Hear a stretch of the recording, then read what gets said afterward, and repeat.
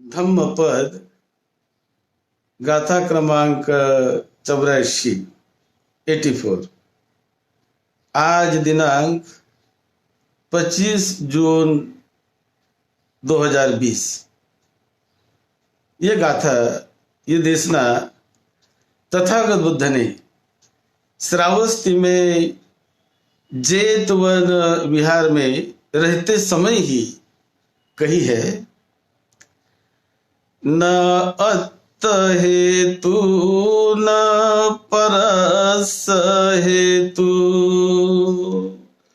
न पुत्रमिच्छे न धनं न रट्ठं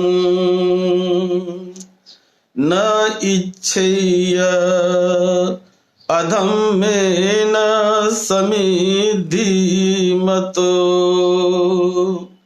सशीलवा पंयवा धम्मिको सिया।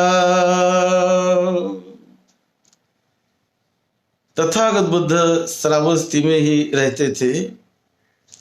उसी समय श्रावस्ती में एक बड़ा श्रद्धावान धार्मिक उपासक रहता था। शीलों का पालन करता, पंचशील का पालन करता, अष्टशील का पालन करता, बड़ा अच्छा उपासक था और अपने घर गृहस्थी को वो संभाल रहा था। एक दिन वो उपासक के मन में आ गया कि चलो मुझे प्रवज्जित हो जाना चाहिए। प्रवज्जित होने से मुझे लोकोत्तर संपदा मिल जाएगी। तो वो अपने पत्नी से पूछने लगा कि मैं प्रवज्जित होना चाहता हूं। तो पत्नी ने कहा, नहीं, एक लड़का होने दो, मेरे पेट में लड़का होगा तो बाद में सोचना। वो रुक गया। उन्होंने कहा, ठीक है, रुक गया। अब लड़का हो गया उनको कुछ महीनों के बाद। अब लड़का होने के बाद और भी अपने पत्नी को पूछने लगा कि मैं प्रवज्जित होना चाहता हूं। तो पत्नी कहने लगी, लड़का तो अभी छोटा है, उसको बड़ा होने दो। ऐसा जब वो पत्नी कहने लगी तो यह सोचने लगा कि अब क्या करना चाहिए मुझे। तो एक दिन उसने स्वयं सोच लिया कि नहीं, अब क्या इनको पूछने का, मैं प्रवज्जित ही हो जाऊंगा। ऐसा सोचकर वो प्रवज्जित हो गया। और प्रवज्जित होने के बाद वो दूर श्रावस्ती से कहीं दूर के शहर में चला गया, जंगल में, और वहां पर अपनी ध्यान साधना, ध्यान भावना करने लगा। वो पहले से बड़ा सिलवान उपासक था और बड़े निष्ठा से वो ध्यान भावना करने लगा। अब ये ध्यान करते करते कुछ वर्षों के बाद वो अर्हत अवस्था प्राप्त कर ली। जो उन्हें पाना था पा लिया। और उसके बाद वो एक बार फिर श्रावस्ती आता है और श्रावस्ती आकर अपने घर गया, लड़कियों को मिला और लड़कियों को उसने बताया धम्म के बारे में कि क्या क्या मुझे मिला, क्या हुआ। अब लड़का थोड़ा बड़ा हुआ था, वो भी बहुत प्रभावित हो गया। उन्होंने कहा, पिताजी मैं भी प्रवज्जित होऊंगा। तो उन्होंने कहा, ठीक है, भी हो जाओ। तो बाद में उसका लड़का वो भी प्रवज्जित हो गया, वो भी श्रामनेर बन गया। और श्रामनेर बनने के बाद वो भी दूसरी जगह पर जाकर अपना अभ्यास करने लगा। अब उनकी जो माता थी तो वो सोचने लगी कि जिनके लिए मैंने घर बसाया, गृहस्थी जीवन में संभाल रही थी, अब पति भी नहीं रहा और लड़का भी चला गया, अब मैं क्या करूं? मैं ही क्यों यहां पर पड़ी रहूं? तो बाद में उसने सोचा कि चलो मैं भी प्रवृत्त हो जाऊंगी। वो भी एक भिक्षुनी सेंटर में गई और प्रवृत्त हो गई। और ये तीनों भी अरहत बन गए। उन्होंने बड़ी ऊंची अवस्था को प्राप्त कर लिया। अरहत को जीते जी प्राप्त करना बहुत बड़ा लोकोत्तर लाभ होता है, इस जीवन का नहीं तो अगले जीवन का उच्चतम ऐसा लाभ पाना, ये बहुत बड़ी बात मनुष्य जीवन में मानी जाती है, आध्यात्मिक क्षेत्र में। तो तीनों अरहत बन गए और तीनों अरहत बनने के बाद बड़े आनंद से, खुशी से वो लोग अपना जीवन बिता रहे। उस समय तथागत बुद्ध ने जब ये तीनों को देखा और जब बुद्ध ने मैत्री भावना से फिर एक गाथा कही, तीनों को बुद्ध ने धन्यवाद दिया, आशीर्वाद भी दिया और लोकोत्तर के लिए प्रयत्न करके तीनों ने जो सफलता पाई उसके लिए बुद्ध ने साधुवाद भी दिया। और तब ये गाथा कही, न अत्थ हेतु न परस्य हेतु न पुत्रमिच्छे न धनं न रक्षं न इच्छेय अधम्मेन समिद्धि मतो स शीलवा पंयवा धम्मे कोशिया।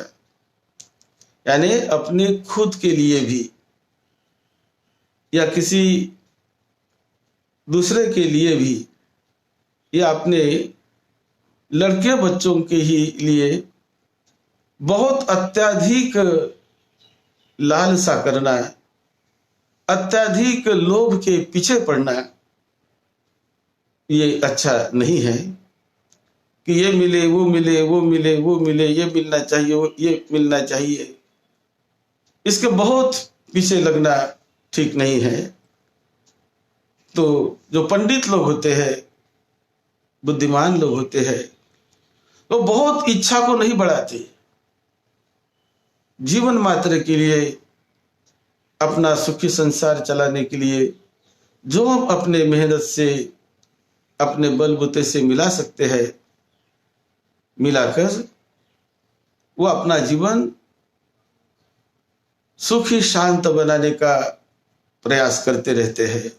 बहुत वो भोग के पीछे नहीं दौड़ते और भोग के पीछे न दौड़कर शील का पालन करते हुए, अपने प्रज्ञा संपत्ति को बढ़ाते हुए, अपने आध्यात्मिक बल को बढ़ाते हुए वो जीवन जीते हैं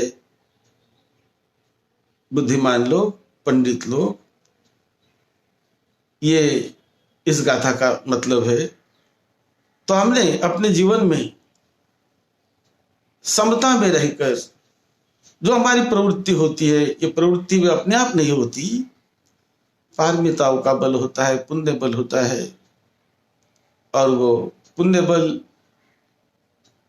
बहुत कल्याणकारी होता है अपने जीवन में। तो इसलिए कुशल कर्म करते हुए,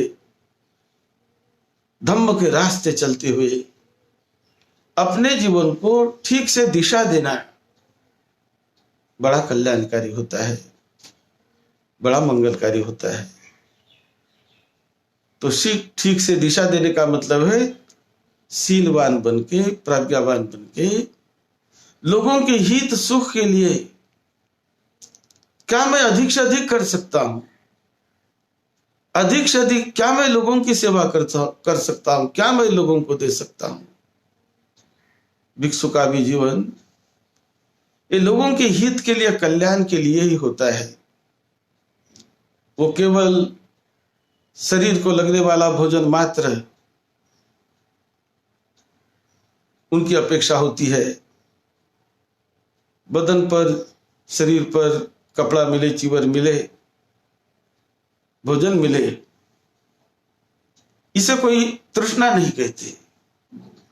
ये तो शरीर की ये जरूरत है, शरीर को ठीक रखने के लिए, जीवन जीने के लिए, तो इसे तृष्णा नहीं कहते। ये तो सर्वसामान्य बात है। तो जो भिक्षु लोग केवल अपने शरीर की जो जरूरत है जीने के लिए, उसको अल्पेच्छ होकर जो अधिक से अधिक अपना समय लोगों के हित में, लोगों के कल्याण में, लोगों के सुख शांति में, लोगों की सेवा में देने का प्रयास करते हैं।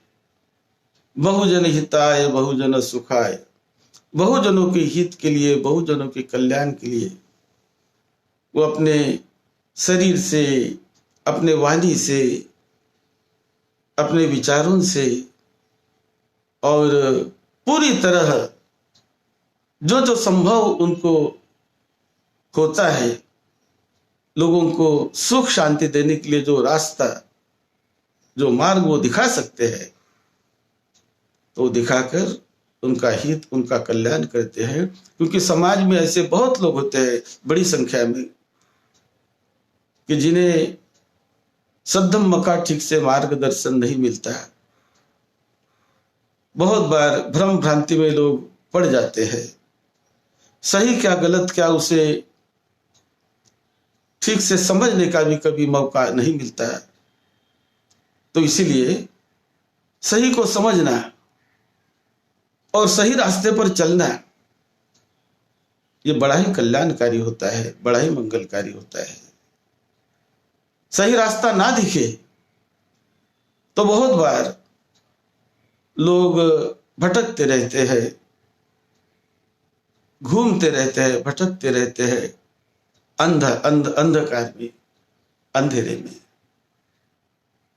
तो अंधेरे से निकलकर प्रज्ञा जगाओ, ज्ञान जगाओ, ज्ञान के साथ जीना सीखो, प्रज्ञा के साथ जीना सीखो, सद्धम्म के साथ जीना सीखो। सद्धम्म ये ज्ञान है, सद्धम्म सच्चाई है, निसर्ग की सच्चाई है, प्रकृति की सच्चाई है। तो सच्चाई को समझकर सच्चाई के साथ जीना सीखो। मन को विकारों से, क्रोध से, द्वेष से, भय से, अति लोभ से निकालने का प्रयास करके मन को परिशुद्ध करके जीने का जो मार्ग होता है वो बड़ा ही सुखदायी, बड़ा ही कल्याणकारी मार्ग होता है कि जो उस व्यक्ति को भी सुख शांति देता है, सभी को सुख शांति देता है, किसी की हानि नहीं करता, किसी का नुकसान नहीं करता। ऐसा जो मार्ग उसे ही कहते हैं सद्धम्म का मार्ग। तो सद्धम्म के रास्ते पर चलने का प्रयास करें। उसी प्रकार सद्धम्म के दायक बनने का संकल्प करें। बहुत शक्ति है इस संकल्प में और बहुत शक्ति है, बहुत लाभ है सद्धम्म का दायक बनने में।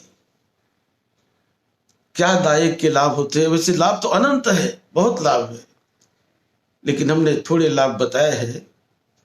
हमारे YouTube के चैनल पर जाकर, डॉक्टर भदंत राहुल बुद्धि नाम से YouTube का चैनल है, उसमें देखिए कि धम्म का दायक बनने से 33 लाभ होते हैं। 33 kinds of benefits anybody can get if you become the दायक ऑफ द धम्मा।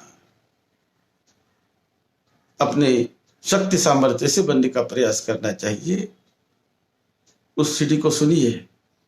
हम एक स्कीम बना रहे हैं, बहुत कल्याणकारी होगी, बहुजन हिताय के, बहुजन सुखाय के लिए।